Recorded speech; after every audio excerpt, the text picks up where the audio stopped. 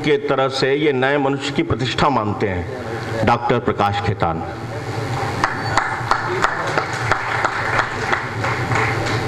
आज कैलाश गौतम की स्मृति में काव्य पाठ हो रहा है। मित्रों, मैं भूषण त्यागी जी का वो आदेश मानूंगा कि इस मंच से कविता का पाठ होना चाहिए। जैसे कैलाश गौतम जी की रचनाओं में, चाहे वो कचहरी हो या अमावसी का मेला हो, एक चित्रण होता था, एक रेखा खींच के आती थी, वैसी एक रचना नकल की रचना है। बढ़िया है, बढ़िया है। हमारे प्रोफेसर अशोक चकधर साहब दिल्ली यूनिवर्सिटी में प्रोफेसर हैं। ये रचना वहाँ से शुरू होती है, एक एग्जामिनेशन हॉल से, जहाँ पे कोई सीटिंग अरेंजमेंट नहीं है मित्रों, और रचना का आनंद लीजिए। एग्जामिनेशन हॉल का दरवाजा जैसे ही खुला, धक्का धुक्की मुक्का मुक्की भागा भागी मच गई। कोई न बैठा आगे, सबके सब दौड़े पीछे भागे। कोई बैठा खिड़की के पास में, कोई लड़की के साथ में, जो कभी ना आए क्लास में, इकट्ठे बैठे नकल की आस में। अच्छा, एग्जामिनेशन हॉल का दृश्य बड़ा प्यारा था, सिनेमा हॉल के खुलते दरवाजे जैसा नजारा था। चारों ओर कोहराम और शोर मचा था, मैट्रिक शो शुरू होने में कुछ ही पल बचा था। सबके सब इधर उधर भागने लगे, किताब कॉपी पुर्चा पुर्ची जहां तहां छुपाने लगे, कुछ हाथ में, कुछ पांव में, कुछ जूते में, कुछ दुपट्टे में, कुछ बाल में, कुछ रुमाल में। बहुत अच्छे। जो बैठे थे अगली पंक्तियों में, सामने थे, डरे थे, आधे से ज्यादा मरे थे, उनमें एक डॉक्टर खड़े थे। बहुत अच्छे डॉक्टर साहब। जो बैठे थे लड़कियों के संग, उनके चेहरे पे थी एक अलग उमंग। नहीं पड़ा था एक भी अक्षर, काला अक्षर भैंस बराबर, मगर आत्मविश्वास से ज्यादा ही भरे थे। लड़कियां जो भी पूछे पड़े हो हम यहां करे थे। सहसा एक आवाज आई, पर्दे पर टीचर बाबू के संग दो मैडम आई। आते ही मैडम चिल्लाई, अंग्रेजी में घू के पिलाई।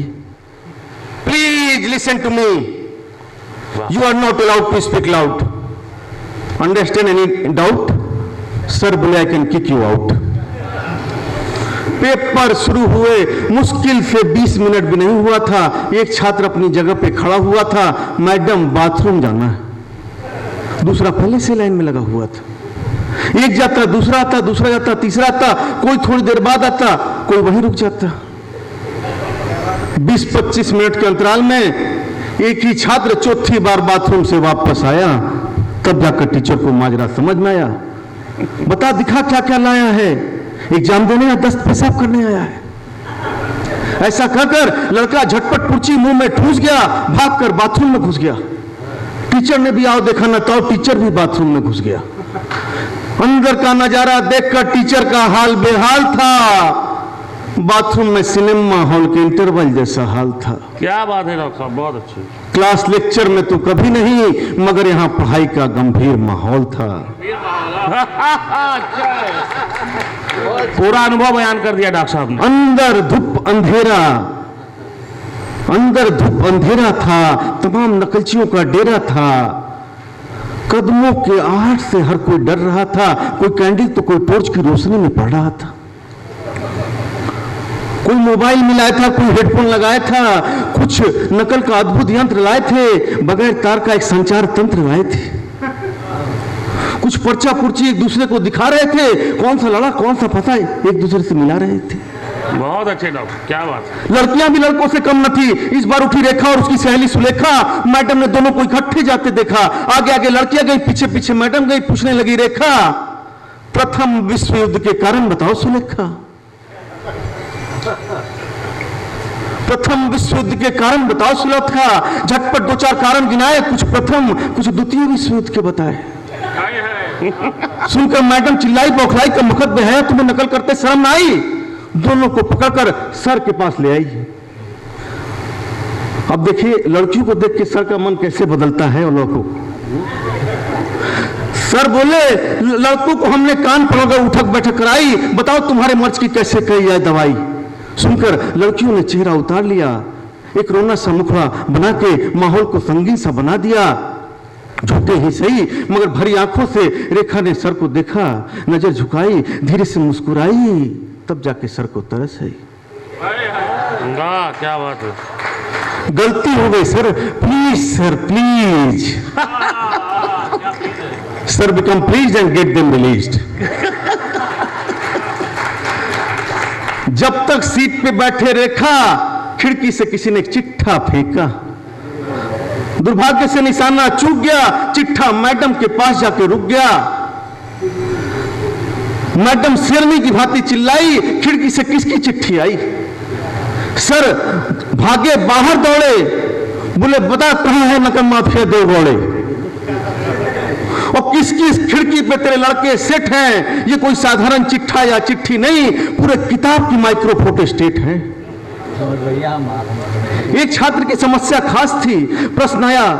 एक छात्र की समस्या खास थी, प्रश्न आया भूगोल का, पूछी थी इतिहास की। एक छात्र की समस्या खास थी, प्रश्न आया भूगोल का, पूछी थी इतिहास की। प्रश्न था आजादी के पूर्व की भौगोलिक स्थिति बतावें और भारत के मानचित्र पर भूमध्य रेखा को दर्शावें। देखते ही माथा घूम गया, मानो करीब से सांप सूंघ गया। टूटा फूटा नक्शा बना दिया और उत्तर पुस्तिका के मध्य में एक नोट लगा दिया। मास्टर जी देखो अंक पूरे देना, इतिहास लिखा, भूगोल गांधी जी से पूछ लेना। एक छात्र सुबह से परेशान था, जो अब तक 2-4 लाइन याद ना कर पाए, कौन सी पर्ची कहां छुपाई कैसे याद आए। बहुत देर तक दिमाग घुमाया, सारे चिट्ठों का एक इंडेक्स बनाया, कौन सी पर्ची कहां छुपाया उसका एक नमूना साथ में लाया। दुर्भाग्य से तलाशी हुई, मैडम के हाथ वो इंडेक्स आया।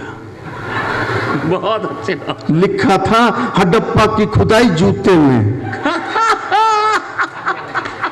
मोहनजोदड़ो की संस्कृति पैंट के ऊपर में,